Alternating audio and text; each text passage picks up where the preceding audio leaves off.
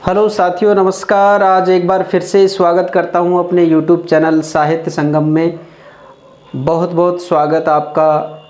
दोस्तों, आज का प्रसंग हमारा स्वामी विवेकानंद से जुड़ा ही है और सबसे महत्वपूर्ण ये प्रसंग होने जा रहा है क्योंकि सद्गुरु में उनकी आस्था और विश्वास दृढ़ हुआ था।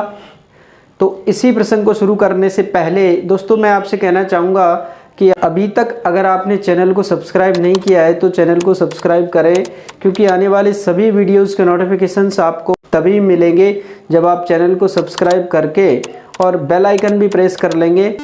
ऐसा करने से आप सभी वीडियोस को सीरियल से देख पाएंगे। चलिए शुरू करते हैं आज का ये प्रसंग। शीर्षक है सद्गुरु में आस्था और विश्वास। कैसे उनका विश्वास सद्गुरु में बढ़ता है, किस तरह से उनकी आस्था प्रबल होती है। रामकृष्ण देव ने पथ प्रदर्शक बनकर पथ सुझा दिया था, पर अभी पथिक संदेहग्रस्त था और पथ पर चलने में अभी आनाकानी कर रहा था। गुरुदेव जानते थे कि ये संदेह और आनाकानी एक सच्चे साधक का प्रारंभिक गुण होता है, जो गुरु परीक्षा लेकर ही संतुष्ट होता है। पथिक की व्याकुलता और असंतुष्टि का ये हाल था कि वह अगले कुछ माह तक दक्षिणेश्वर आया ही नहीं। परमहंस विचलित हो उठे। उन्होंने भावस्त होकर जान लिया कि उद्विग्न नरेंद्र अब शांति और सत्य की खोज में ब्रह्म समाज की धर्म सभा में जाने लगा है। शिष्य से मिलने की आतुरता बढ़ गई तो स्वयं परमहंस उनकी ओर चल पड़े। ब्रह्म समाज की यज्ञ वेदी प्रज्वलित थी और आचार्य वेदी के पास व्याख्यान दे रहे थे। नरेंद्र भी उनके समीप ही बैठे थे। परमहंस यज्ञ वेदी के पास पहुंचकर क्षणिक रुक गए, फिर इधर उधर ध्यानपूर्वक देखते हुए वे भाव विभोर होकर नरेंद्रनाथ की ओर बढ़े। नरेंद्र को एक बात का आश्चर्य हो रहा था कि इतने महान और प्रसिद्ध सद्गुण के आगमन पर किसी ब्रह्म समाजी ने उनका स्वागत तो किया ही नहीं था, उल्टे वे लोग नाक भी सिकोड़ रहे थे। परमहंस से अनुभव भाव विवल होकर समाधिस्थ हो गए तो कुछ लोगों ने उसे धार्मिक हस्तक्षेप कहकर वहां की लाइटें बंद कर दी। इससे वहां पर अफरा तफरी मच गई। नरेंद्र तत्काल परमहंस को वहां से निकाल कर बाहर लाए और उन्हें दक्षिणेश्वर भेज दिया। वे जान गए कि परमहंस के साथ ब्रह्म समाज की सभा में अशिष्ट व्यवहार हुआ था। वह इस कारण हुआ था कि वे वहां नरेंद्र से मिलने पहुंचे थे। उन्हें ये अशिष्टता बहुत बुरी लगी। ब्रह्म समाज के अनुयायियों को उनका सम्मान करना चाहिए था। इसी कारण अब नरेंद्र ने ब्रह्म समाज में जाना छोड़ दिया और दक्षिणेश्वर जाना आरंभ कर दिया। अब उन्होंने गुरु परीक्षा के लिए आश्रम प्रवास करना शुरू कर दिया। नरेंद्र का आश्रम प्रवास वहां के कुछ शिष्यों के लिए कष्टकारी बन गया था। कारण ये था कि नरेंद्र ऐसे साधकों से चिढ़ते थे जो पाखंडी चेष्टाओं से स्वयं को उच्च कोटि का साधक सिद्ध करने का प्रयास करते थे। कुछ तो ऐसे थे जो निराहार साधना का दावा करते थे पर वास्तव में अवसर देखकर खूब खाते थे। कुछ अकारण रोने लगते थे, जैसे प्रभु भक्ति में परमहंस का व्यवहार था। कुछ ने परमहंस से उनकी शिकायत कर दी तो वे मुस्कुराकर रह गए। वे जानते थे कि नरेंद्र को सत्य में मिलावट स्वीकार नहीं थी और मुंह पर बात कर देना उनके व्यक्तित्व का विशेष गुण था। इस प्रवास में नरेंद्र को भी गुरुदेव के प्रति आस्था जागृत हुई और गुरु को भी सत्य का आभास हो गया कि नरेंद्र भी दैवी शक्ति से संपन्न विशुद्ध साधक जिसकी संसार प्रतीक्षा कर रहा है। अब परमहंस अपने प्रिय शिष्य को उन दिव्य अनुभूतियों से परिचित कराने के विचार बना चुके थे जो उनके हृदय में अवस्थित सभी शंकाओं को छिन्न भिन्न करने की सामर्थ्य रखती थी। नरेंद्र के मन में परमहंस के लिए श्रद्धा थी, पर गुरुदेव में उनकी स्वीकार्यता अभी नहीं हुई थी।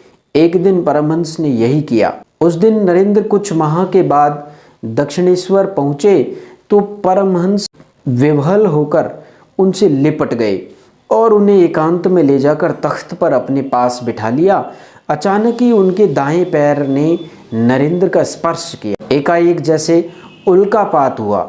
नरेंद्र के मनोमस्तिष्क में हजारों उल्का पिंड तेज प्रकाश के साथ टूट टूट कर बिखर रहे थे।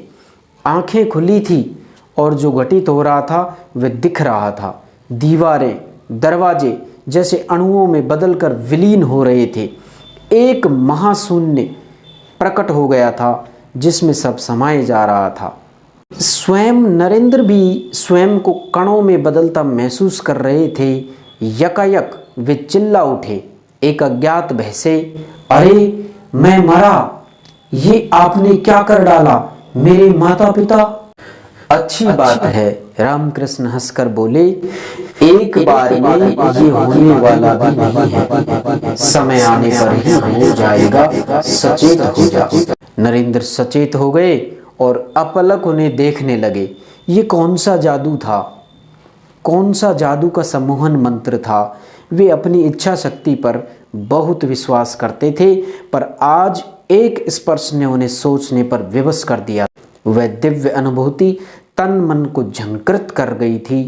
क्षण भर और उस दशा में रहने की इच्छा शक्ति दिखाई होती तो निश्चित ही कुछ ऐसा अद्भुत घटित होता कि जीवन में प्रचंड परिवर्तन आ चुका होता।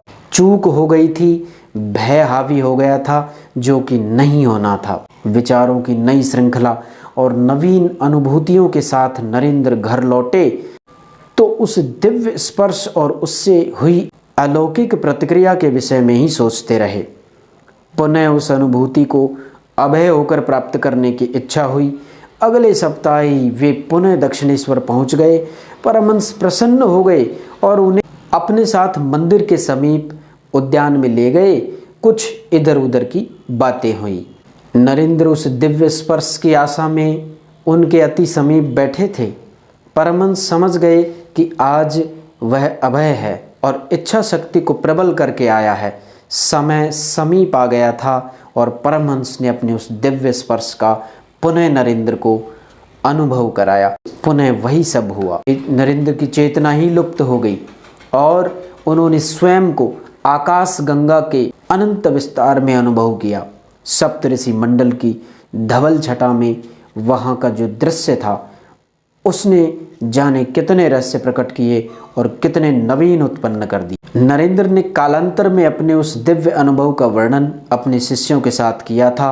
उनके अनुसार उस स्पर्श ने मुझे शून्य कर दिया था और उस अचेतन अवस्था में मैं जाने क्या क्या प्रश्न पूछ रहा था। मैं कौन हूँ, मेरा जन्म हेतु क्या है, धरती पर कब तक रहूंगा। कोई मेरे प्रश्नों का उत्तर दे रहा था, गूढ़ उत्तर जो स्वयं को जान गया वह इस लोक में क्यों रहेगा। कोई कह रहा था कि तुम सप्तऋषि मंडल के एक ऋषि और ध्यान सिद्ध महापुरुष हो। इस घटना से नरेंद्र के जीवन में आमूलचूल परिवर्तन आ गया था। अब सद्गुरु में आस्था और विश्वास दृढ़ हो गए थे।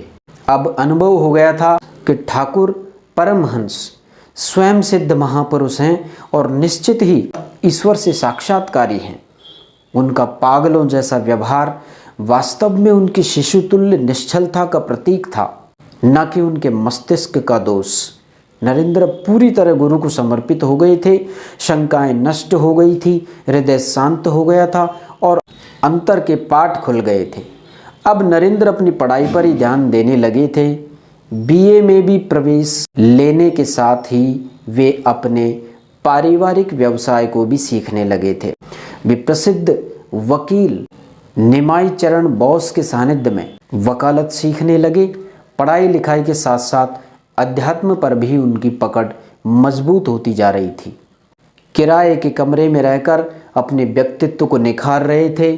कई बार ठाकुर भी वहां आ जाते और अपने प्रिय शिष्य को सदुपदेश से लाभान्वित कर जाते।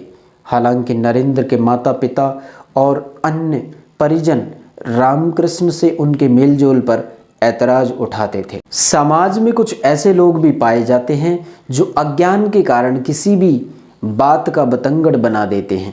बातें चलने लगी थी। अब माता पिता का परेशान होना स्वाभाविक ही था। नरेंद्र को समझा पाना भी तो आसान नहीं था। शिक्षित युवा स्वतंत्र निर्णय लेने वाले होते हैं और नरेंद्र तो बचपन से ही अलग दृष्टिकोण रखते थे। अतः किसी बंदिश या हस्तक्षेप को नज़रअंदाज करके वे अपने गुरु में आध्यात्मिक ज्ञान अर्जित करते रहे और अपनी पढ़ाई पर भी पूरा ध्यान देते रहे। तो साथियों, सदगुरु में आस्था किस तरह से स्वामी विवेकानंद की विकसित हुई, इससे जुड़ा ये प्रसंग आपके सामने रखा गया। उम्मीद है कि स्वामी जी के जीवन में आपकी रुचि और बढ़ रही होगी और इसी तरह के और वीडियोस मैं आगे लेकर आता रहूँगा।